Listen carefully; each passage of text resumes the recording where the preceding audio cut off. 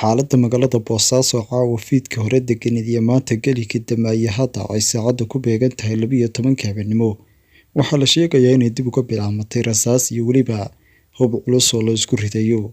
Wararka ka imanaya magaalada Boosaaso isla markaana warbaahinta iyo weliba dadka ku sugan magaalada Boosaaso ee gobolka Bari ayaa soo tabinaya ay dib xabaddu uga bilaabatay labada dhinacna isku deersanayaan hubka culus iyo weliba sidoo kale madaafiicda.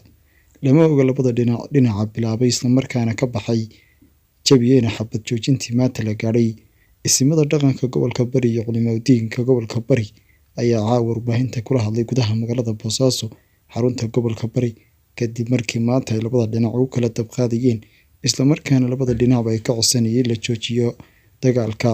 Labada dhinac ayaa aqbalay maanta saaka iyo markii wasiirka amniga Puntland Cabdisamed Gallad uu warbaahinta la hadlay isla markaana sheegay in dhinacooda diyaar u yihiin inay xabadda joojiyaan isla markaana miiska wada hadal ka yimaadaan.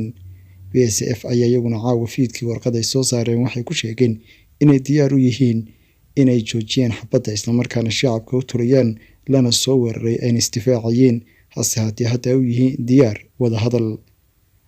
Rajadii laga qabay xabad joojintii maanta ayaa jabtay iyadoona daqiiqada ka hor xilligan ay xabaddu dib uga bilaabmatay magaalada Boosaaso iyadoona ay tahay xilli saqdhaxa lama oga natiijada dagaal ee hadda iyo weliba xabad jabinta meesha ay ku dambeyn doonto.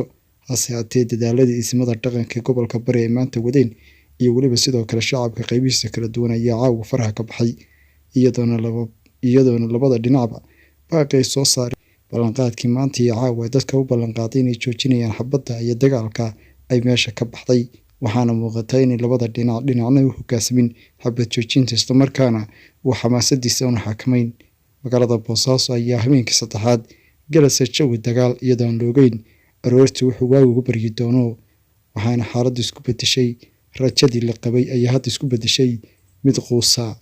Magaalada Boosaaso xarunta gobolka Bari gudaha magaalada Boosaaso waxaa ku dagaalamaya ciidamo kala taabacsan Puntland iyo Cismaan Maxamuud Diyaane oo ahaa taliyihii xilka u dhowaan sida Cabdilaahi Deni ka qaaday ee ciidamada BSF.